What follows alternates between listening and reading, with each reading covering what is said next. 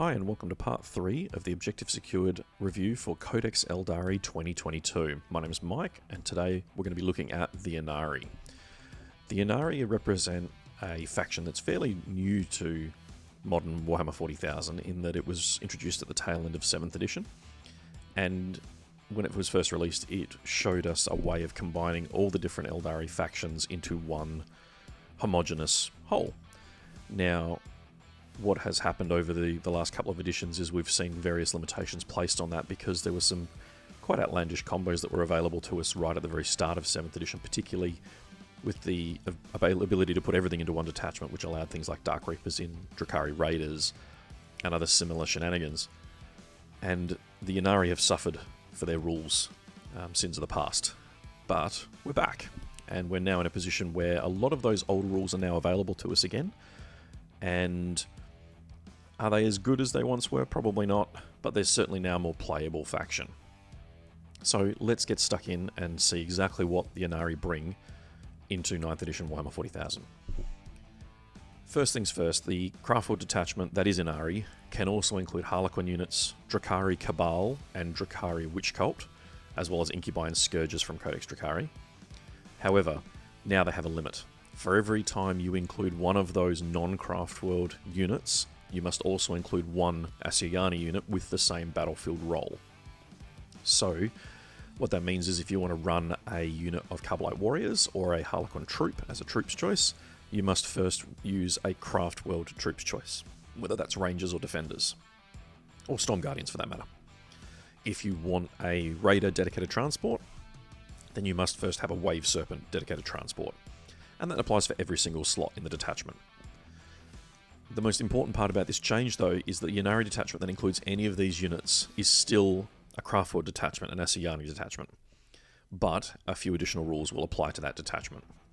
First things first, Harlequins and Drukhari included in the Ynnari detachment lose their Sedaith, Cabal, or Witch Cult keywords, if they have one, and they gain the Ynnari faction keyword. And since the Ynnari keyword is considered to be a replacement for the Craftworld keyword, these units gain Craftworld attributes as specified on page 84. What that means is that you're going to get the Ynnari detachment abilities, because the Ynnari is now essentially a Craftworld and has Craftworld attributes is the best way to describe them. If you have an Ynnari Psyker, they cannot know powers from any of the Runes of Fate discipline. However, they can choose to swap one of their other disciplines to the Revenant Discipline, which is the Ynnari specific discipline.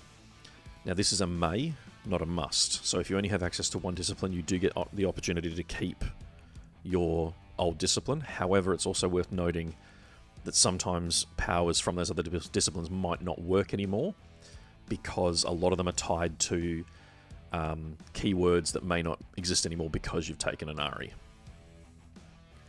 Harlequin transport models in an Ynnari detachment lose every instance of the Sedaith keyword from their transport ability, and that's basically just to make sure that there's no sort of confusion in regards to what can embark it and what's available to it. Ynnari Harlequins cannot be given any pivotal roles, which means that those HQ and elite options for those characters is no longer available, and likewise Drukhari units cannot be given any of the Lords of Camorra or favoured retinue upgrades. So you can't have Carbolite Trueborn, for example. So quite a few limits there, but it only gets a little bit more limiting with the next section. You cannot include any Phoenix Lord models, you cannot include any Anharanthe or Corsair units, you cannot include the Avatar of Cain, you cannot include Solitaire models, or named characters that don't have the Ynnari keyword in an Ynnari detachment. So what this means is your only special characters are available are Ivrain, the Vizark, and the Incarn. You are obviously heavily limited in no Corsairs, no Solitaire, no Phoenix Lords, and Avatar of Cain. It should also be noted you can't take Drukhari Coven, because in that first section we saw you can't change their keyword to Ynnari. So it is quite a long list of characters that you can't take. I know that there's going to be people who complain about this, because obviously we've had stories in the past of Jane Zar fighting with the Ynnari, and she's obviously a Phoenix Lord. We've also seen a Solitaire fighting for the Ynnari, and named characters in the form of Lilith or Eldrad fighting with the Ynnari. In all of those instances, those characters, they're never actually Ynnari in the stories. If you watch, if you read the sections on Jane's Arc, she never actually formally joins them, and she leaves them once she protects Yvraine after the Blood of the Phoenix sequence. So it is still in fluff, but I know people are going to complain about that. Moving on to transports. Essentially, what we have is a situation where if your unit was originally Asciani, it can only embark on Asciani transports. If it was Drakari, it can only embark in Drakari transports. If it was Harlequins, it can only embark in a Harlequins transport. And all of those units have to have the matching Ynnari keywords. The only exception to this is the Vizark and Yvraine, who can embark on any Ynnari transport. This is obviously to stop things like Dark Reapers in Raiders, or Dark Reapers in Starweavers for that matter, and other similar things you can do. Now, the last limitation that they've added, and I'm not quite sure why they've chosen to do this, is Murderers and Mercenaries. If you're playing a match play game, or a game that uses points, then the points values of models in Ynnari Incubi or Ynnari Scourges are increased as follows. Now, Ynnari Incubi go up by 4, and Ynnari Scourges go up by 2. Now, I'm really struggling to understand why, particularly with Scourges. Like, as far as I can tell, the Scourge increase doesn't make a whole lot of sense. There might be an argument for Incubi Ynnari, but at the same time, a lot of the buffs that make Incubi so good aren't available to the Ynnari because they're not Drakari anymore. So you don't get access to the Drakari strats, you don't get access to Drazhar, I should say. So going up 4 points, I think, makes them 22 or 23 points a model, which is just crazy. I don't know that they're worth that many points in the context of the rest of the army. 22 points. Anyway, if you're playing a power rating game, add 1 to the power rating of each of the units for every 5 models as well. Now, after all those limits, what do you actually get from being an Ynnari? The first thing is the Craftworld attribute Strength from Death. At the start of the fight phase, if a unit with this attribute is within engagement range of any enemy units, it can fight first that phase. Now, fight first is always good.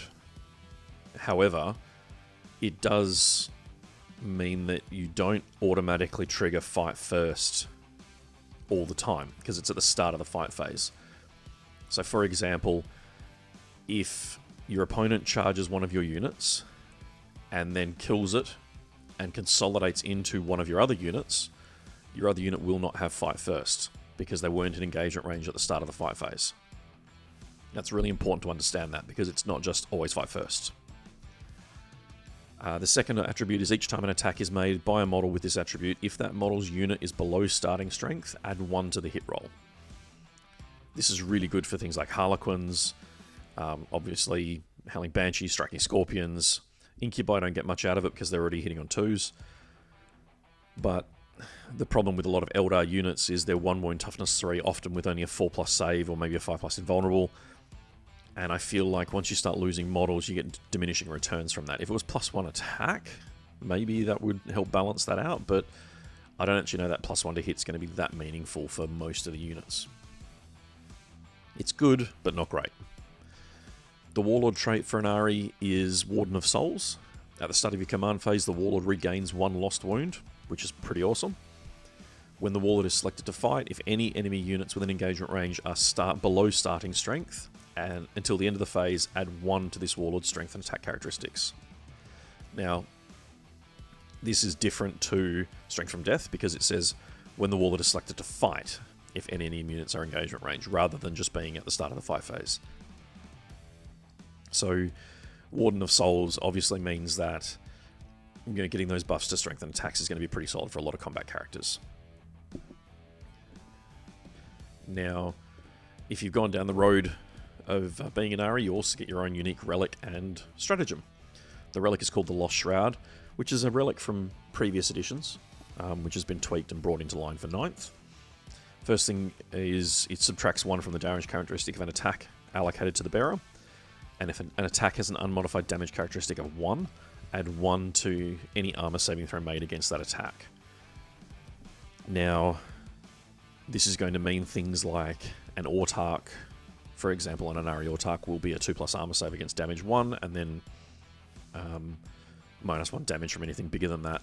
It's a nice buff. The Lost Shroud used to halve damage and do some crazy stuff, so I feel like this is much more in line with what we should expect. I think this is probably best used on an Autarch, to be fair, because of the way it modifies the armor saving throw. You won't see a lot of use for a Troop Master or a Shadow Seer, and likewise the Farseer and the other HQs that are available to the Craftforge don't really benefit from the armor save modifier. Even the Drakari, the options, the Witch Cult, or the Cabal don't really have anything that buffs armor to the point of use, so I feel like the Lost Shroud's just a relic for Autarchs more than anything else. Their unique stratagem is called Inevitable Fate, which is 1 command point. Use this stratagem when an Ynnari unit from your army is selected to shoot or fight. Until the end of the phase, each time a model in that unit makes an attack that targets a unit that was below half strength, when that model's unit was selected to shoot or fight, add 1 to the wound roll. This is another really conditional stratagem, and I assume that's why it's only 1 CP, because it means that you have to be attacking something that's below half strength that you haven't already killed, and then you get +1 to wound. Now, it's not going to work against single models, it's not going to work against knights, it's not going to work against big monsters or characters or anything like that, so we're kind of limiting the pool straight away. Single vehicles, same problem. What it is going to allow you to do is kind of stack units to guarantee kills, essentially, and just sort of cripple with one unit and kill with the next. But it does feel quite limiting in that it has to be below half strength, not at half strength. So if you're shooting at 5 intercessors, you actually have to have already killed 3 of the 5 of them before you can use this stratagem. And that, unless you've got, your own reduced strength units yourself, I don't know, there's, a ton. A +1 attack's always good. A +1 wound, is always good. But, it feels quite situational. So, now that we've looked at all that, we're going to move on to the Revenant Discipline, which is the new psychic powers available to the Ynnari. The names of these powers is probably going to be very familiar to anyone who has played the Ynnari before, and the effects are pretty similar as well, but they again have been tweaked for 9th edition. The first power is Gaze of Ynnead, which is a Witchfire, has a warp charge value of 6, and is an 18-inch range. Once manifested, select an enemy unit within range of the Psyker and roll 1 dice, subtracting 2 if the unit has a starting strength of 1. On a 1 or less, the unit suffers a mortal wound. On a 2 to a 5, it suffers D3, and on a 6, it takes D6. It's an okay psychic power. It's an 18-inch range targeted smite, and it guarantees you 1 mortal wound once you cast it, which is nice. The limit on, obviously you can never get D6 mortal wounds on a single model, which is a bit of a shame, and even getting D3 on a single model was only 50% of the time, so it's obviously encouraging you to use it on multi-model units. Storm of Whispers is the next one, warp charge value of 6, and you roll 3d6 for each enemy unit within 9, and for each 4+, the unit being rolled for suffers 1 mortal wound. This is obviously great for things that can get into the mix and be surrounded. The Incarn springs instantly to mind for using this psychic power. It is only 3 dice per unit, but it is on 4s, so that's nice. Word of the Phoenix is the third one, and this used to be the broken psychic power. It's far removed from what it used to be, because it used to sort of let you double move, double fight, and those sorts of things in its first incarnation.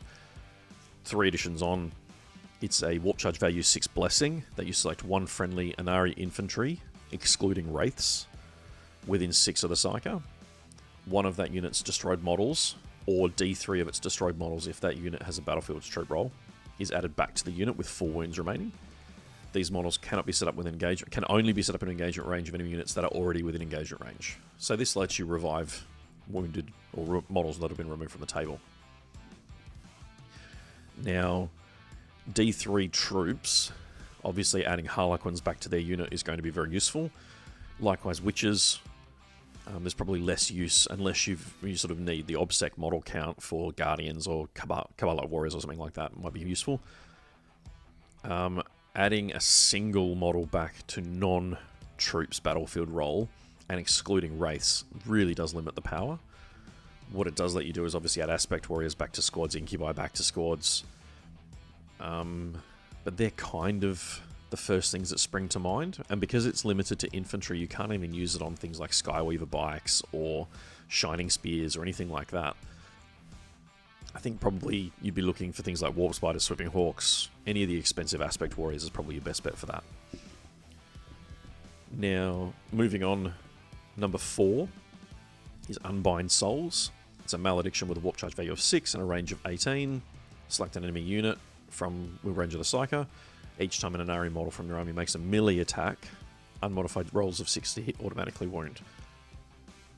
Now this is, again, it's a cool power. It's a reasonably short ranged, but at the same time, the auto wound function of it is quite nice, so you can drown them in dice. Things like striking scorpions, where they're rolling 4 or 5 4 attacks, and already getting sustained assault. I'm not quite sure how that's going to interact with this ability, because that's obviously 2 triggers triggering the same thing, and I have to go and look up the rare rules for that one. But there seems to be a lot of play for going for those mass dice units to maximize the use of this power. It should be noted it is only melee though, which is a bit of a shame. Number 5 is Shield of Ynnead. It's a blessing with a warp charge value of 6. Select a friendly Ynnari unit within 12. Until the start of your next psychic phase, you have a 4+ invulnerable save. And you can't select Titanic units as the only caveat, which basically means you can't take a Wraith Knight to give it the 4+. I feel like Shield of Ynnead is going to be an automatic take if you're running Wraith Lords. Giving those a 4+ save is pretty stellar. It's a shame you can't heal them with the other powers, and they're not really affected by a few other things, but I think a Shield of Ynnead is a given if you're going those big sort of stompy monsters. It's also quite useful for Wraith constructs on foot, so Wraith Guard in particular, who can be given a 4+ save. Even Wraith Blades with swords, giving them a 4+ invulnerable could be really useful. I think it sees less use on Toughness 3 1 wound models, so for Shield I'd always be looking for multi-wound models if possible. The last power is Ancestor's Grace. It's a blessing with a warp charge value of 7 and a range of 18. Select a friendly Ynnari unit until the start of the next psychic phase. Each time a model in that unit makes a melee attack, add 1 to the wound roll. So this is kind of like... It's kind of like Unbind Souls, except Unbind Souls is 6s to hit auto wound, whereas this is +1 to wound. Now, I'm not sure which I prefer. Obviously, Unbind Souls is easier to cast, but it's more limited because it's tied to the hit rolls and it's unmodified hit rolls. Ancestor's Grace gives you an opportunity for units of Strength 5 striking scorpions to now be wounding on 3s or even 2s in some cases. And because of the volume of attacks they have, they're going to be quite effective at that. The AP kind of lets them down, but that's another conversation. So if you're playing a pure Ynnari army, I feel like taking stuff like Shield and Ancestor's Grace are probably good, safe, general powers to take. Your ones that deal mortal wounds at range are obviously also very nice. But the fact that Ynnari aren't limited to the Revenant Discipline anymore means that going to Runes of Battle, Runes of Fortune, and even Phantasmancy potentially have opportunities depending on the keywords that are available. And I like the fact you do get that choice now. It's only natural that we move on from the psychic powers to the lady that started the Ynnari, Yvraine. Now, Yvraine is one of 3 of the Triumvirate of Ynnead, and these models all came out at the tail end of 7th edition. She's a movement 8, weapon skill 2, ballistic skill 2, strength and toughness 3, 5 wounds, 4 attacks, leadership 9, and a 6+ armor save. She is a former witch, for those of you who might not be familiar with her history, which matches up with her movement characteristic and a save. She is equipped with Kaevar, the Sword of Sorrows, and she is unique. The Sword of Sorrows is +1 strength, -3 AP, flat 2 damage. However, each time an attack is made with this weapon, an unmodified hit roll of 6, the target suffers 2 mortal wounds and the attack sequence ends. So this means that she's a little, even though she's only strength 4, she's got a little bit more reliability. She has Battle Focus and Strands of Fate, which is awesome. She has a Rune Suit, which is the armor she wears. It has a 4+ invulnerable save. And each time an attack is made against this model, an unmodified wound roll of 1, 2, or 3 for that attack fails, irrespective of abilities. So this is essentially the quintessential transhuman rule. Toughness 3 obviously is a really limiting factor for a lot of these units, and being able to go no, I'm only wounded on 4s is pretty amazing. She has a special rule called the Herald of Ynnead. Each time another Aeldari model within 6 is destroyed, roll 1 dice. On a 4+, this model regains 1 wound. And if that Aeldari model was a Psyker, you can select 1 psychic power from the Revenant Discipline. Until the end of the battle, this model knows that power in addition to any others. Lastly, she has her Grinks. Each time a psychic test is taken for this model, you can re-roll the test. So she's a really reliable Psyker on top of everything else. She can manifest 2 psychic powers and deny 2 psychic powers, and she knows Smite and 2 powers to start with from the Revenant Discipline. Now, if you build your army correctly, obviously a single unit of Warlocks, for example, can easily feed her the rest of the psychic powers over the course of a game, because it says a model that was a Psyker. And it's a bit unclear, obviously, when you cast with Warlocks, you cast from the unit, selecting a model to focus it from. So, but the whole unit has the Psychic keyword, which in turn would mean that every time you lost a Warlock, you could generate a Psychic power on a 4+. So, you know, there's a few ways of getting her at least 1 more power across the course of the game. She's very much a support character, in that she's obviously got access to the Psychic test, she's got rerolls for Psychic, she gains more Psychic powers. You can definitely throw her into the mix and fight with her, but I'd be treating her more like a Farseer, in that she should be in the bulk of the combat line, lending aid where she needs to. You know, Shield of Ynnead is a natural take for her there, so that she can support other units, and then you can go with, you know, whichever Psychic powers you feel might support your army best. She's a pretty solid character. Moving on, the Vizarch is the second of the Triumvirate. He was originally a Dire Avenger Exarch, and then joined the Incubi. He was an Incubi and then became a Dire Avenger Exarch. It's a bit grey, no one really knows. Again, his profile's a little bit different to most Drakari and Craftwood. It's a kind of a combination of them. He's movement 8, weapon skill 2, ballistic skill 2, strength and toughness 3, 6 wounds, 5 attacks, leadership 9, and a 2+ save. It's very close to an Autarch's profile, he's just a little bit faster. He comes with Asuvar, the Sword of Silent Screams, which is a melee plus 2 strength, minus 4 AP, 2 damage. And each time an attack is made with this weapon on a wound roll of 4+, invulnerable saving throws cannot be made against this attack. It's important to note that it's a wound roll of 4+, it's not unmodified, which means that stacking it with a couple of the Ynnari rules means he can get that to, you know, 3s, or, you know, just with 1 psychic power he can get it to 3s. He has Battle Focus and Strands of Fate. He has a Force Shield, which is a 4+ invulnerable save, so again it's an Autarch sort of nod, and the model is equipped with that.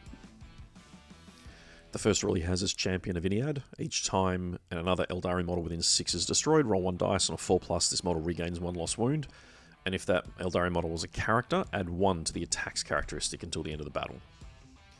So, again, you can see this character very quickly becoming 6, 7, or 8 attacks, hitting on 2s at strength 5, neg 4, 2 damage, and potentially ignoring invulnerables on 3s or 4s. He can be quite devastating. It's only the toughness 3 that sort of is a chink in his 2+, 4+ armor. He's essentially, he's almost a baby Phoenix Lord. He has an aura called a Way of the Blade. While a friendly Ynnari core unit is within 6, you can reroll hit rolls of 1. And he has a special rule called Warden of Yvraine. If your army is battle forged, and your detachment includes Yvraine, this model can be included in the detachment without taking up a battlefield roll. And while Yvraine is within 3 of this model, the Yvraine cannot be targeted by ranged attacks. The Vizarch, I think, is going to be cheap enough that if you're going to field Ynnari, he feels like an inclusion if you want to beat stick character. He's a pretty solid character. 2+, 4+, starting with 5 attacks, ignoring invulnerable saves in combat. He has a reroll hit roll aura, he regenerates wounds. There's a lot to like there. The last of the 3 characters is the Incarn. Now this is the avatar of Ynnead. If you are familiar with the avatar of Cain, kind of similar thing happening. The Incarn Oh, he's got a lot going on. He has a degrading profile for starters because he is a big monster. He's gone up to... he's 12 wounds. So we start with a movement of 10, weapon skill and ballistic skill of 2+, strength and toughness of 7, 12 wounds, 6 attacks, a leadership 10, and a 3+ save. As he degrades, his movement drops by an inch each profile, and his strength drops by 1, and his attacks drop by 1 each profile. He is equipped with a Swirling Soul Energy, which is a ranged attack, and Vilith Zar, the Sword of Souls. And again, like the other two, is unique. His Swirling Soul Energy, which is on the model, which he's never really had rules for, so it's nice they've included it, is a 6-inch range assault d6, strength 7, neg 2, 1 damage, and it automatically hits the target when used. So it's a short-range flamer. Kind of nice.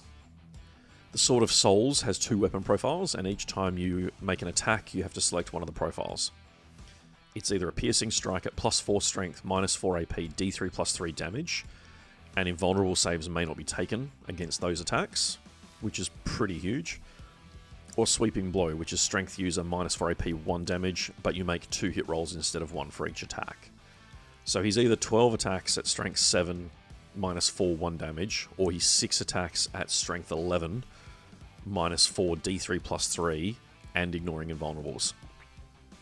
It's pretty safe to say that barring some rule that limits you to how much damage you can take per phase, the Incarn, if he's on his top profile and charges something, is not in for a good time.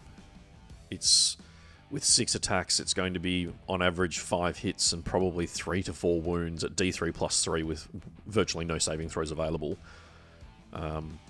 That's sort of 10 to 15 points of damage pretty comfortably. He's taking out most mainline standard tanks on the charge. He's taking out any mid-tier character, a lot of high-end characters for that matter, on the charge as well, where he's hitting on 2s, wounding on 2s in a lot of cases. That all then stacks with his special rules, which are considerable. He has battle focus on Strands of Fate like all Ynnari. He can never have Relic or Warlord trait, thank God, because that could get really silly. He has a 4+ invulnerable save and halves the damage characteristic of the attack when an attack is allocated to him. So much like the Avatar of Cain, he has the same rule. He has a 12-inch aura. While friendly Ynnari core units are within 12 each time a combat attrition test, you ignore any or all modifiers to that test, which is nice. He has the rule Swirling Energies. In your shooting phase, each time this model is selected to shoot, use the Swirling Soul Energy. Can target and resolve attacks against every eligible unit. Each time this model fires Overwatch, it only resolves attacks with this weapon against the charging unit. Now, at first with the 6-inch range, you kind of go, oh, Swirling Energies, he's only going to use it against 1 or maybe 2 units. But it kind of ties into Inevitable Death, which is his final and most sort of fiddly rule. During deployment, you can set this model up in waiting instead of setting it up on the battlefield. If you do so, when another unit is destroyed, before removing the last model in that unit, you can set this model up within 1 of that model. If this model is on the battlefield when another unit is destroyed, before removing the last model in that unit, you can remove this model from the battlefield and set it up within 1 of that model. When this model is set up in either ways, it cannot be set up within engagement range of enemy models, and until the end of the turn, it is not eligible to declare a charge or perform a heroic intervention. Now, this gives it a lot of tactical flexibility on the table. Now, just to be 100% clear, it does say turn, not battle round, which means that you can't charge or heroic intervene when you do those things. So in an ideal world, you're going to be activating this in your opponent's phase towards the end of their combat sequence, whether it's in melee or whether it's in shooting. And you're going to be teleporting to somewhere where the enemy is, but you can't heroic intervene or charge, and that's okay, because if you can set it up in their turn, then obviously in your following turn you're in a position to then move and charge or do whatever you need to do. It gives him a lot of mobility, but they have taken away the heroic intervention, which is a shame, because he used to be able to teleport around and then heroic intervene. I think you would tie Inevitable Death in with Swirling Energies to some degree, but I think you're going to be using it, you're going to kind of have to be ahead of the game a little bit, because you have to be setting him up to be somewhere that he can then move and charge as a result of that move where he wasn't going to be. You can obviously use this as well to get him out of dodge if he's taken some wounds, When one of your other units dies, he can teleport away and, you can save him from combats and that sort of thing. His last rule is Explosion of Soul Energy. When he's destroyed, you roll a dice. On a 6, he explodes and deals 1 mortal wound to every unit within 3. Nothing massive. He is also a Psyker. I keep saying he, I should say she or it. It's not quite clear what the Incarn is. This model can attempt to manifest 2 psychic powers in your psychic phase and attempt to deny 2 psychic powers. It knows Smite and all of the psychic powers from the Revenant Discipline. That's really important in that it knows everything. So you're always going to have the right psychic power for the occasion if you put the Incarn on the table, in terms of selecting between mortal wounds, buffs, debuffs, those sorts of things.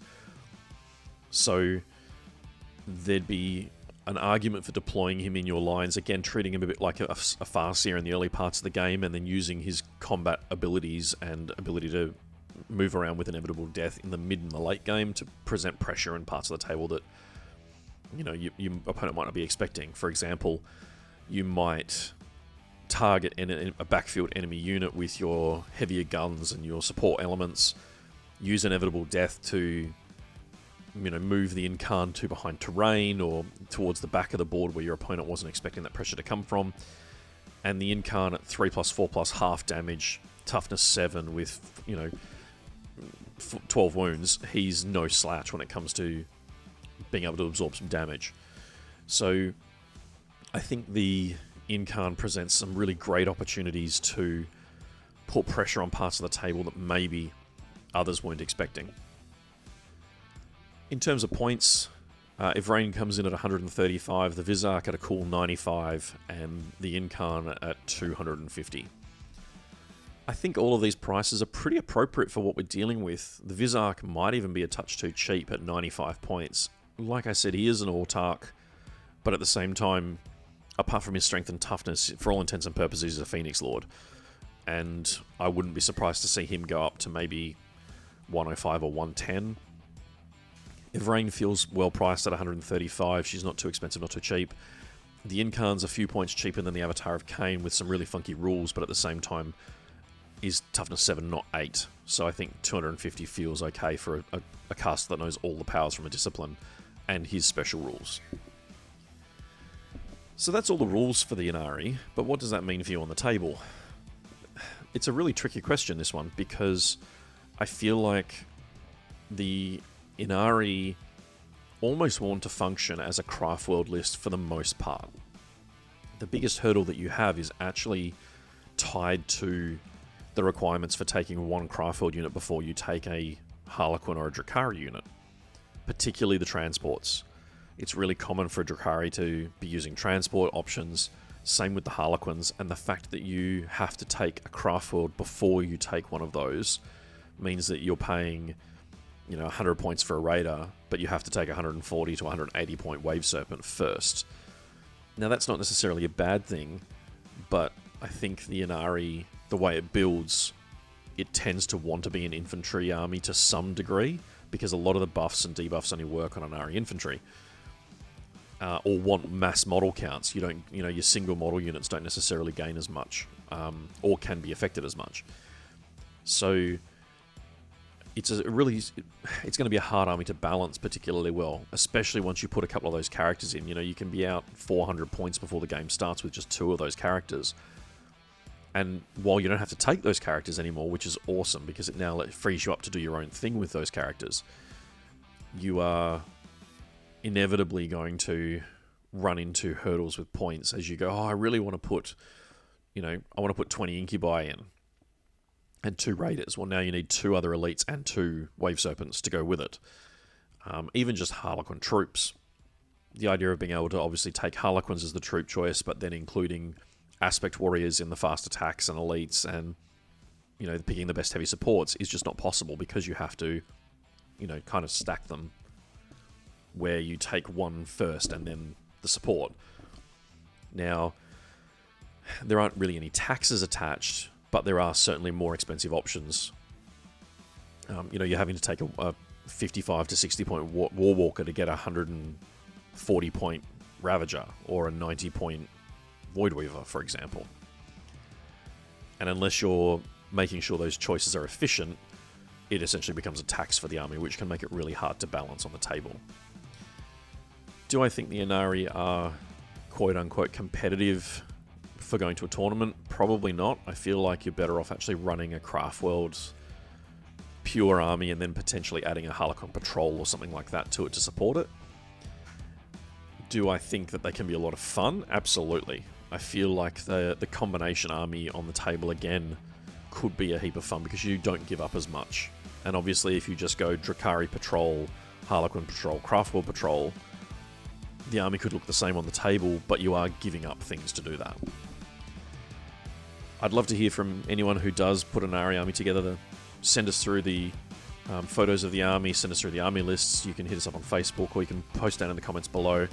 In the meantime, I hope you've enjoyed part 3 of our Codex Aeldari 2022 review.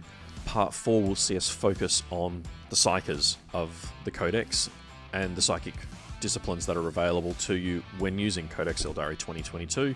Feel free to check out part 1, which covers the Aspect Warriors, and part 2, which covers the Corsairs. In the meantime, thanks for listening.